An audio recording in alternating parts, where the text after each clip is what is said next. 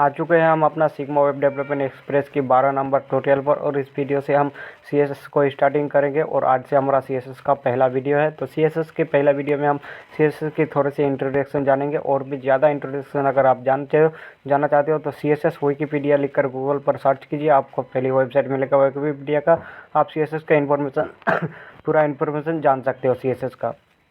तो चलिए इस वीडियो को शुरू करते हैं। उससे पहले अगर वीडियो को पूरा वॉच तक कीजिए ताकि आपको पूरा बेसिक जानकारी CSS की मिल जाए और CSS हम क्यों यूज़ करेंगे, क्यों सीखना चाहिए, ये सारा चीज़ आपको इस वीडियो में बताने वाला हूँ। तो आप ये वीडियो को पूरा एंड तक देखिए और चैनल पर नहीं तो सब्सक्राइब करके बेल आइकन दबा दीजिए। और अगर आप job person full stack developer बनना चाहते हो तो हमारे वेबसाइट पर विजिट करके वेब डेवलपमेंट के इस कोर्स को एनरोल कीजिए। चलिए हम शुरू करते हैं वीडियो को और चलिए मैं कोड एडिटर पर चलता हूँ और आपको मैं दिखाता हूँ, समझाता हूँ। तो यहाँ पर आ जाएंगे हम नीचे और ये मैंने कोड एडिटर पे आ चुका हूँ। और यहाँ पर हम CSS की ये बेसिक जानकारी मैं डिस्क्रिप्शन में इस ऊपर लाइन पर दे दूँगा, उस ऊपर दे दूँगा, आप इस लाइन को पढ़ लेना। और ये CSS के अपडेट के बारे में है। तो CSS में हम सबसे पहले CSS का रोड मैप जानेंगे। उससे पहले CSS के लेसन्स को देखेंगे। CSS में कितने तरह के लेसन हैं। पहला लेसन में हम सीखेंगे CSS के सिलेक्टर के बारे में, जहाँ पर एलिमेंट सेलेक्टर, क्लास और ID सेलेक्टर को देखेंगे हम बेसिक में। उसके बाद एट्रीब्यूट सेलेक्टर और सूडो एलिमेंट सूडो क्लासेस क्या होता है ये को हम बाद में देखेंगे। ये CSS का रोड मैप है और लेसन आपको ऊपर मिल जाएगा। यहाँ पर CSS का बारे में कुछ जानकारी है जो आपको वीडियो के इसका जो सोर्स कोड, इस पेज का जो सोर्स कोड है वो मैं आपको प्रोवाइड करा दूंगा नीचे डिस्क्रिप्शन में। ये सारा कोड आप वहाँ पर जाकर डाउनलोड कर सकते हो, इसका रोड मैप और CSS का लेसन के बारे में। और बाकी जितने भी CSS का वीडियो होगा वो सारा बेसिक कंप्लीट करने के बाद ही मैं CSS बेसिक का जो कोड है वो आपका हमारे वेबसाइट पर प्रोवाइड कर दूंगा, आप वहाँ से डाउनलोड कर लेना।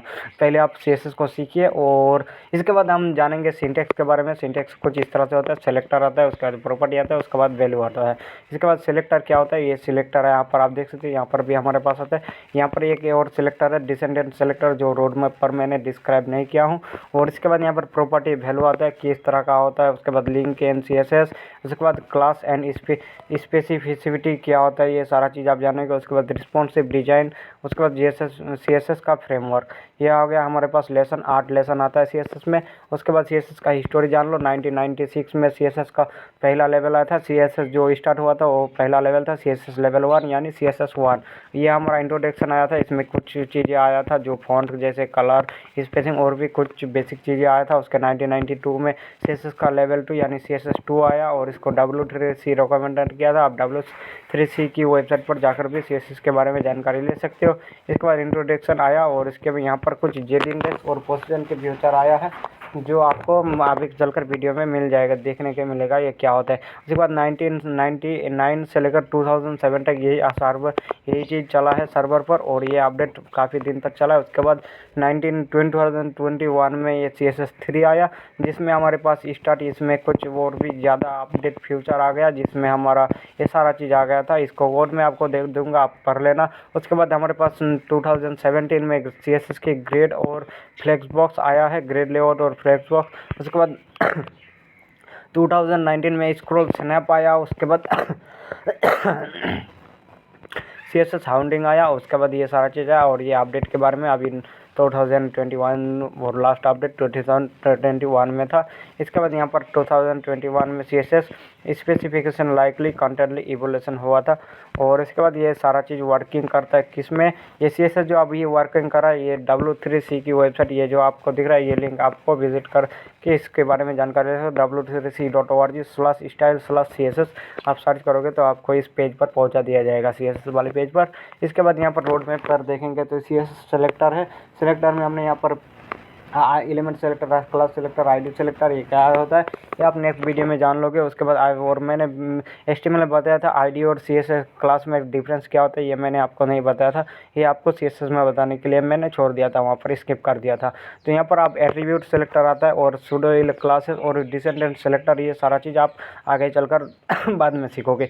इसके बाद यहाँ पर फ्लेक्स बॉक्स यानी CSS के बॉक्स मॉडल को देखेंगे। उसके बाद लेआउट आता है, टाइपोग्राफी आता है, कलर एंड बैकग्राउंड आता है, रिस्पॉन्सिव डिजाइन आता है, ट्रांजिशन एनिमेशन आता है, ट्रांजिशन 3D ट्रांसफॉर्म आता है। इसके बाद फिल्टर एंड ब्लेंड मोड आता है। इसके बाद CSS में वेरिएबल आता है, फिर फ्रेमवर्क आता है जैसे बूटस्ट्रैप, फाउंडेशन और मेटेरियल एज। यहाँ पर टेलविन नहीं है, टेलविन भी एक आता है, CSS का बेस्ट फ्रेमवर्क है। और इसके बाद CSS में मोडुलॉजिस आता है, जिसमें ये CSS कुछ इस तरह से काम करता है। BEM इस SMA CSS, OO CSS, object oriented CSS, और ये स्केलेबल एंड मॉड्यूल और आर्किटेक्चर ऑफ CSS, ये और ये ब्लॉक एलिमेंट मॉडिफायर। ये आप CSS में जैसे कंप्लीट कर लोगे एडवांस में, और इसके बाद यहाँ पर इनको सीखने के लिए इनके जो CSS के बाद इस जो हमारा लेसन है रोड मैप, ये आपको ये टूलिंग और मैथोलॉजीज और ये सारा चीज़ आपको CSS को कंप्लीट करने के बाद, जावास्क्रिप्ट बेसिक कंप्लीट करने के बाद ही ये सारा चीज़ आपको समझ में आएगा। तो ये जावास्क्रिप्ट में इसको इम्प्लीमेंट करना सीखेंगे, और इसी के मदद से CSS का जो आता है फ्रेमवर्क और लाइब्रेरी से बनता है। इसके बाद बेस्ट प्रैक्टिस CSS में कुछ बेस्ट प्रैक्टिस है जिनको देखेंगे हम। उसके बाद 15 लेसन में CSS ग्रेड और फ्लेक्सबॉक्स को देखेंगे। उसके बाद जावास्क्रिप्ट में CSS को किस तरह से इनहेरिट करना है, ये आप जावास्क्रिप्ट के सीरीज़ में सीख जाओगे। उसके बाद प्रिंट स्टाइल क्या होता है, जैसे किसी भी डॉक्यूमेंट्स को प्रिंट करने के लिए दोगे तो ये तब क्या दिखेगा, क्या क्या चीज़ दिखेगा, किस तरह का दिखेगा, वो आता है प्रिंटिंग। तो प्रिंटिंग के बारे में सीखेगा। उसके बाद मॉडर्न वेब डेवलपमेंट CSS को जावास्क्रिप्ट लाइब्रेरी के साथ कनेक्शन करेंगे, यूज करना। उसके बाद CSS में स्कोप ऐड करना। इसके बाद कस्टमाइजेशन स्पेसिफाइंग, और ये फ्रॉम टेबल लिस्ट को कस्टमाइज किस तरह से करता है। उसके बाद CSS सिक्योरिटी। तो ये हमने जान लिया। अब CSS को हम सीखना क्यों चाहिए और CSS क्यों इतना पॉसिबल है। तो यहाँ पर CSS के बगैर अगर मैं कोई वेबसाइट को प्ले करता हूँ, तो यहाँ पर मैं चलता हूँ मैंने एक ब्राउज़र डाउनलोड किया जहाँ पर मैं CSS को अनहाइड कर सकता हूँ। यहाँ पर इसका नाम है कीवी ब्राउज़र, और यहाँ पर आपको मैं दिखाऊंगा कि CSS किस तरह से वर्क करता है। तो यहाँ पर हमने यहाँ पर मैं सबसे पहले यूट्यूब को ओपन करूँगा और दिखाऊंगा कि यूट्यूब हमारा जो है वो बगैर CSS के किस तरह का दिखता है। तो मैंने यूट्यूब को ओपन किया है, ये हमारा यूट्यूब ओपन हो चुका है। और मैं अब यहाँ पर क्या करूँगा, ऊपर ये 3 डॉट पर क्लिक करके यहाँ पर मैं वो डेवलपमेंट फ्रेमवर्क को ओपन करूँगा। ये आपको इंस्टॉल करना पड़ेगा। आप इनको बारे में अभी नहीं जानो तो ठीक है, बेहतर है आपको फ्रेमवर्क के और जो कर्म का ये एक्सटेंशन कहता है, तो इनके बारे में आपको जानने के लिए आपको जावास्क्रिप्ट को कंप्लीट करो। ये भी हम बनाना सीखेंगे इसी प्रोजेक्ट में, एक्सटेंशन और किस तरह से बनते हैं। मैंने डिसेबल ऑल स्टाइल सेट कर दिया और इसको मैंने क्लिक कर दिया। यहाँ पर हमारा CSS का जो स्टाइल वो डिसेबल हो जाएगा। और यहाँ पर क्यों अभी डिसेबल नहीं हुआ, तो यहाँ पर हम जाएंगे, ये हमने क्लिक कर दिया। और अब मैं यहाँ पर यूट्यूब को ओपन करता हूँ और अभी मैं दिखाऊंगा। यहाँ पर यूट्यूब हमारा कुछ इस तरह से ये रिफ्रेश हो रहा है। तो रिफ्रेश होने पर हमारा तो ये इम्प्लीमेंट नहीं होगा, तो मैं फिर दोबारा यहाँ पर जाता हूँ और ये डिसेबल में क्लिक करता हूँ मैं एक बार और अभी मैं दिखाता हूँ हमारा डिसेबल हो चुका है। अब मैं इसको ओपन करूँगा तो ये हमारा CSS। तो चलिए यहाँ पर ये पेज रिफ्रेश हो रहा है। जब ये रिफ्रेश ना होगा तब मैं वीडियो को पॉज करके ओपन करता हूँ।